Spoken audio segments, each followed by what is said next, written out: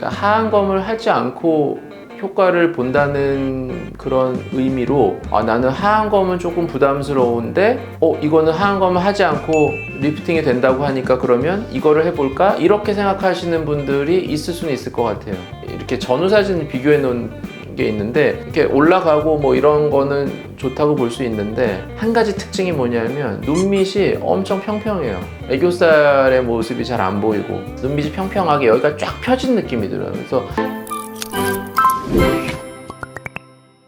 안녕하세요. 상담 오선생의 오선생입니다. 오늘 여러분들께 말씀드릴 내용은 광대 거상과 하안검에 대한 내용입니다. 영상 시청에 앞서 구독과 좋아요 부탁드립니다. 하안검 수술을 대체해서 광대 거상을 한다 이런 얘기들이 있나 봐요. 그래서 광대 거상에 대해서 좀 물어보시는 분들도 있고 해서 여기에 대해서 좀 말씀을 드려보려고 합니다. 광대 거상이 무엇이냐? 사실 저도 뭐 이 말은 처음 들었어요.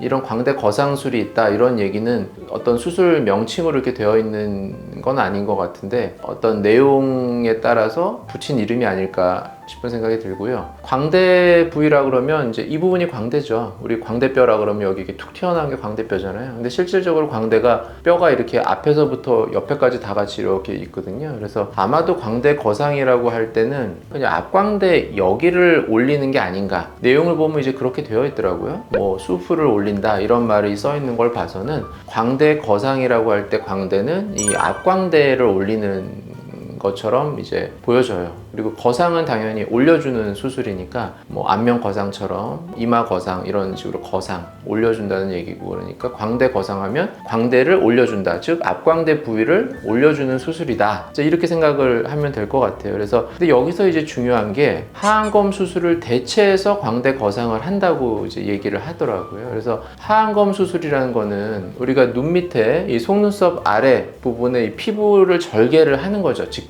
그렇게 해서 눈 밑을 개선하기 위해 수술하는 건데 하안검 수술이라는 말이 하가 이제 아래 하자잖아요. 윗상자 아래 하자 이렇게 해서 아래 하자고 안검이 이제 눈꺼풀을 말하는 거라서 아래 눈꺼풀을 하안검이라고 해요. 그래서 그냥 하안검 수술하면 아래 눈꺼풀에 대한 수술이에요. 근데 우리가 하안검 수술하면 그 아래 눈꺼풀을 개선하기 위한 그런 과정들이 포함이 되는 거고 근데 그냥 눈밑 수술하면 하안검 수술로 볼 수도 있겠죠. 그냥 넓게 보면. 근데 여기서 볼 때 이제 하안검 수술이 아니고 광대 거상을 한다고 해서 저는 처음에는 하안검 수술이 아니니까 그럼 피부 절개를 안 하나? 이렇게 생각을 했어요. 왜냐하면 눈 밑에 절개를 하면 그냥 그거 절개 자체가 이미 하안검 수술 한 부분이라고 볼 수가 있거든요. 우리가 하안검 수술이라 그랬을 때 가장 좀 걱정이 되고 조금 꺼려지는 이유 중에 하나는 흉터란 말이에요. 겉에 피부에 절개를 해야 되는 흉터. 그것 때문에 하안검 수술을 하는 대신에 결막 절개, 안쪽 결막을 통한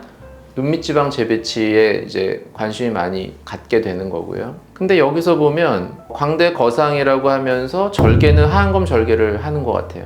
피부 절개를 한다 그러니까 그러면 일단은 흉터는 똑같겠죠. 하안검이나. 근데 하안검 수술을 대체한다는 게 그럼 무슨 의미일까? 제가 이 광대 거상 수술을 정확하게 알지 못하니까 이런 거를 한다는 병원의 홈페이지를 봐도 이 앞광대를 당기는 수프를 끌어올린다. 이게 주 내용이에요. 이 수술에. 그런 거를 봤을 때 그러면 하안검 수술의 또 한 가지 걱정은 눈밑이 좀 당기고 이렇게 약간 뒤집어지는 이런 안검 외반이 생길 수 있잖아요. 하안검을 할 때 그런 어떤 부작용의 가능성을 줄이는 수술이다. 이런 의미로 그러면 하안검 수술을 대체하나? 이렇게 생각을 한번 해봤어요. 그렇게 하면 그냥 여기를 올려만 주고 그냥 꼬매면 사실 뒤집어질 일은 별로 없겠죠. 피부를 안 잘라내면. 근데 피부를 안 잘라내기도 쉽지는 않을 것 같은 게 이거를 올리면 피부가 남을 거거든요. 그럼 남는 피부를 자를 거니까 그럼 여기를 피부를 자를 때 많이 자르면 이것도 분명히 뒤집어질 수 있을 것 같은데 이것도. 그래서 하안검 수술을 대체한다는 의미가 정확하게는 뭔지 모르겠어요. 아주 전통적인 예전 방식의 하안검 수술이라고 하면 눈밑을 이제 절개를 한 다음에 불룩한 지방을 좀 제거를 해서 없애고 그 다음에 남는 피부만 자르는 그런 방식의 하안검 수술이었다면 이거는 하안검 수술을 대체하는 방식으로 말하면서 여기까지가 아니라 이 밑에까지 이렇게 박리를 하더라고요. 꽤 밑에까지. 어떤 홈페이지 보면 거의 팔자 주름까지 다 박리하는 걸로 되어 있거든요. 여기는 사실 굉장히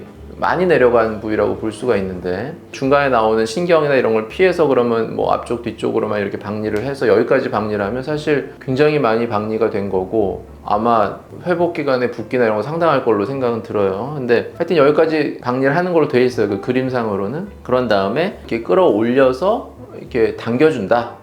그래서 수프라는 거는 사실 수프는 여기 있는 지방이거든요. 이 밑에까지 있는 게 아니라. 그래서 하여튼 뭐 이거를 이렇게 당겨서 뭔가 어떤 뭐 고정을 하겠죠. 근데 뭐 고정에 대한 내용도 없고, 어쨌든 당겨서 준다. 뭐 이렇게까지만 돼 있는 걸 봐서는 그냥 눈 밑 지방이나 이런 거를 처리를 안 하는 게 아닌가, 이런 생각은 들어요.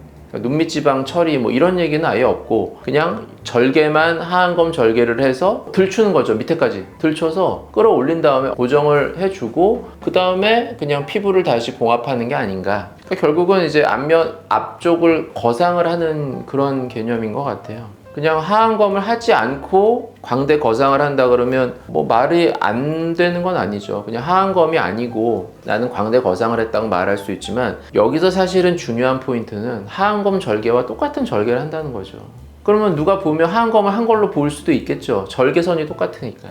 그러면 눈밑 지방은 건드리지 않고 여기만 당겼다고 하는데, 진짜 눈밑 지방이 불룩한 사람은 어떡할 거예요? 눈밑 지방이 불룩하지 않은 사람은 여기만 당겨가지고 좋게 할 수도 있을 텐데, 눈밑 지방이 많은 사람도 있거든요. 아주 불룩한 사람들. 그런 사람은 어떻게 하겠어요? 그 사람 하안검 같이 해야 되겠죠. 그러니까 눈밑 지방이 많지 않으니까 하안검을 굳이 해야 되나? 이런 생각을 할 수도 있겠죠. 그런 경우에 이거는 하안검은 안 하면서도 내가 이 앞 광대 쪽, 광대를 거상해주는 수술이 있으니까 그러면 이거를 하면 된다. 뭐 이런 식으로 얘기를 하는 게 아닐까. 그래서 이거의 장점은, 저는 솔직하게 장점은 제가 이거를 처음 봤을 때 하안검을 안 하고 한다 그래서 결막으로 절개를 하는 줄 알았어요. 그럼 결막 절개를 통해서 이렇게 당기나? 근데 당겨서 고정하기가 쉽지 않을 텐데, 이제 이렇게 생각을 했을 때는 뭔가 차이가 있을 것 같은데, 절개가 똑같은데 굳이 하안검을 안 한다는 게 무슨 의미가 있을까, 이 생각은 사실 들고요. 그냥 하안검을 대체하는 수술이라기보다는 그냥 광대를 거상해준다, 이거에서 의미를 찾는 게 맞지 않을까 싶고요. 그러면 이게 의미가 있을까? 뭐 의미는 있을 수 있죠. 중안면 거상과 사실은 같은 거니까. 중안면은 여길 말하고 광대는 여길 말하는 거니까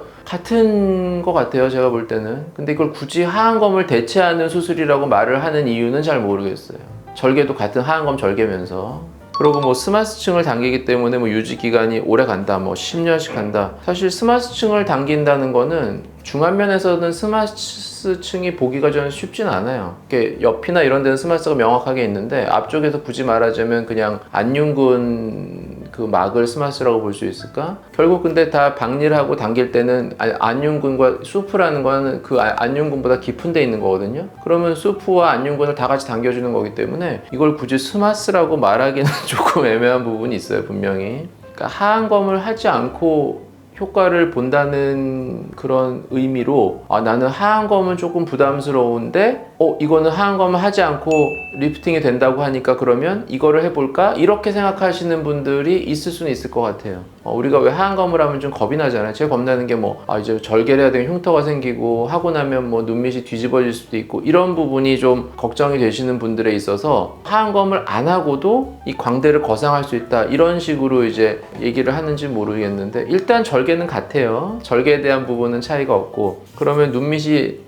땡기거나 뒤집어지는 현상을 보면, 일단은 거상을 하기 때문에 당겨주면 눈밑은 그만큼 더 여유가 생기겠죠. 그냥 하기 전에 처짐이나 늘어짐 때문에, 탄력이 떨어진 것 때문에 눈밑이 애교가 소실되고 눈밑이 이렇게 당겨져 보이는, 그냥 아무것도 안 해도 원래 나이가 들면서 이렇게 돼 보였던 분에 있어서 광대를 올려주면 이 부분이 조금 여유가 생기면서 그런 부분이 좋아질 수는 있겠죠.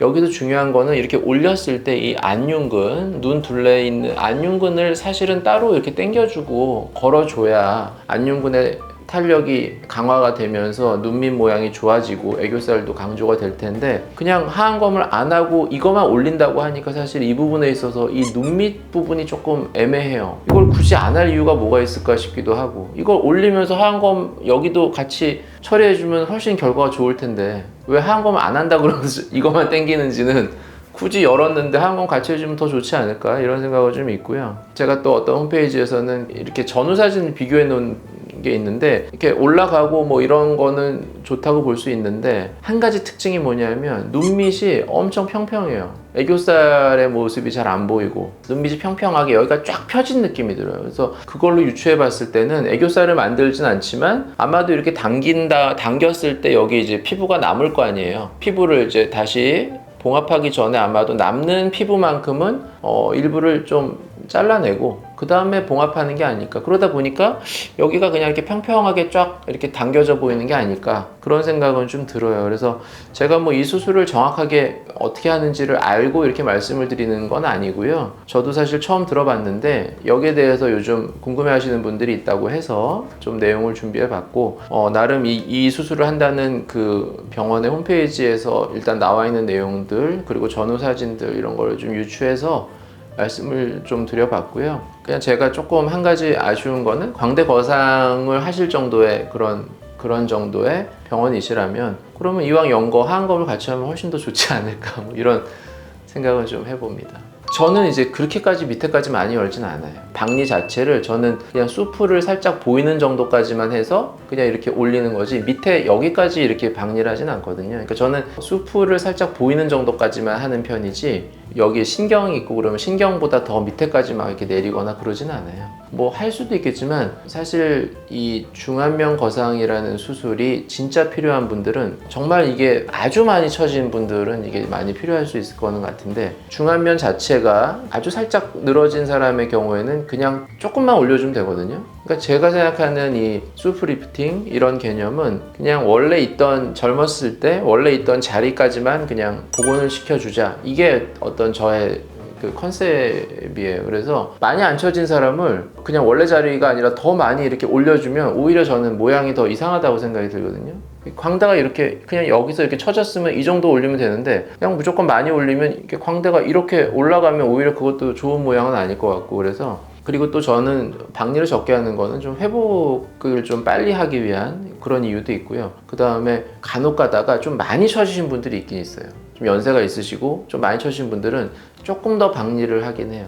보통 하는 정도보다. 그래서 조금 더 올리긴 하는데 대부분의 우리가 40, 50대 이런 하안검을 하시는 분들이 앞광대가 막 그렇게 엄청 늘어지거나 이러진 않았단 말이에요. 그러니까 60에서 70대 뭐 이렇게 되신 분들은 좀 처지시는 분들도 있어요. 그런 분들은 조금 더 박리를 해서 약간 더 올려주는 거에 조금 더 정도를 조금 더 할 수는 있지만, 그렇지 않은 분들은 그렇게 많이 올릴 필요가 없어서 박리를 많이 안 하는 편이고, 그런데도 그러면 이걸 해야 되느냐, 그렇다면 제가 그전에도 말씀드렸지만 수프 리프팅을 하는 이유가 올려주는 효과도 물론 있지만 이거를 올림으로써 이 고랑 부위의 꺼짐을 오히려 아래쪽을 끌어올려서 메꿔지는 효과도 같이 있거든요. 그러니까 위에 있는 지방을 내려서 고랑을 메꾸는 효과도 있지만 밑에 있는 지방을 올려서 같이 더 메꿔주는 효과가 있어요. 그래서 이 고랑 부분을 약간 더 메꾸기 위한 방법의 하나로 수프 리프팅을 같이 시행을 하는 이유도 있습니다. 그래서 이거를 뭐 많이 올리는다기보다는 이렇게 보기 좋은 정도까지만 하고 있고, 그런 부분이 조금 차이가 있지 않을까 싶습니다.